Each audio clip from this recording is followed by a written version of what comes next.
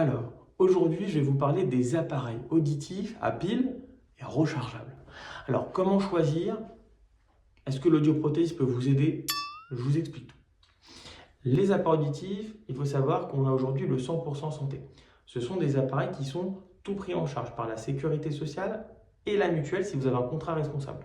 C'est aussi le cas si vous avez la C2S, anciennement appelée CMU. Les appareils CMU et tout pris en charge vont être des appareils uniquement à pile. Aujourd'hui, on n'aurait pas le choix, on est obligé. Les appareils plus performants, c'est-à-dire des appareils où on va mettre un ordinateur de meilleure qualité, vont pouvoir avoir la possibilité d'être rechargeables. Alors, la question que c'est que j'ai des patients qui me disent « Oui, mais est-ce que si je prends un appareil plus performant, je suis obligé de prendre du rechargeable ?» La réponse est non. Je vous explique les avantages et les inconvénients de chacun. On va commencer avec les systèmes rechargeables. Alors, c'est des systèmes qui ont une boîte qui est souvent branchée au courant. Alors, ça peut être nomade aussi, on peut le balader. Et quand on va mettre son appareil dedans, il va recharger. Ça existe soit en contact, soit en induction. L'avantage, c'est une simplicité. Le soir, vous prenez votre appareil, vous l'enlevez, vous le mettez dans la boîte, vous avez juste à le nettoyer et c'est fini. Assez pratique, mais vous êtes dépendant de votre chargeur. Autre chose à savoir, c'est que la batterie de vos appareils, elle n'est pas infinie. Donc même si c'est du lithium-ion et que ça tient très longtemps, si vous avez prévu de garder vos appareils 6 ans, ça va être relativement compliqué. L'autonomie petit à petit va diminuer et donc ça peut être un inconvénient. Alors la batterie a une garantie, mais elle n'est pas de 6 ans. Elle est de 2 à 4 ans selon les fournisseurs.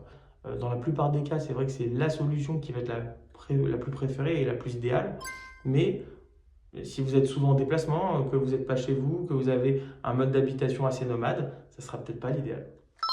Les systèmes à pile, alors c'est des appareils qui sont exactement pareils. On a la même forme, parce que ça ne va pas changer selon la forme. C'est juste qu'à l'arrière de l'appareil, je vais l'ouvrir et là, je vais pouvoir y placer une pile. Alors, les avantages de la pile, très simple. Je gère mon alimentation. Demain, la pile, elle ne marche pas. Je la jette, je la change. La deuxième chose, c'est que je la change en fonction des modèles. Alors, sur les intra-auriculaires, les appareils dans l'oreille, ça peut être 3 jours. Sur les mini-contours, c'est déjà du 5 jours. Et sur les contours d'oreille, selon la taille, ça peut être 10 jours jusqu'à 2-3 semaines. Donc, on voit que la pile, en fonction du type d'appareil et de votre utilisation, ça peut être plus ou moins pratique. Il suffira d'ouvrir l'appareil le soir pour l'éteindre et de le fermer pour l'allumer. Alors, petite chose à savoir, il y a 2 petites astuces sur les piles. Première chose, quand vous enlevez votre pile de la plaquette, vous avez un petit autocollant, attendez une bonne minute avant de l'utiliser. Ça permettra de gagner jusqu'à 20% d'autonomie. Ça, il faut le savoir et c'est lié aux caractéristiques de la pile. Deuxième chose, quand vous ouvrez la pile, le tiroir pile, la pile, elle s'utilise quand même. En fait, elle va charger l'air. Donc, même si votre pile, vous ne l'utilisez pas, sachez qu'elle se décharge quand même. Donc, si vous n'avez pas mis votre appareil pendant 2 semaines et que la pile était ouverte et que c'est un mini contour, par exemple, changez tout de suite votre pile. Vous savez qu'elle va marcher que quelques secondes. Donc, les piles, ça a un avantage, c'est que c'est nomade. Vous prenez une petite boîte avec 2 plaquettes de piles, vous êtes tranquille parfois pour un mois. Assez facile à déplacer, vous oubliez vos piles, vous pouvez en acheter à peu près partout dans le monde. Ça a des avantages et des inconvénients. Sachez juste une chose, c'est que ce n'est pas l'audioprothésiste qui va vous dire que dans votre cas de figure, il faut tel ou tel appareil au niveau de l'alimentation. Ça dépend de votre mode de vie.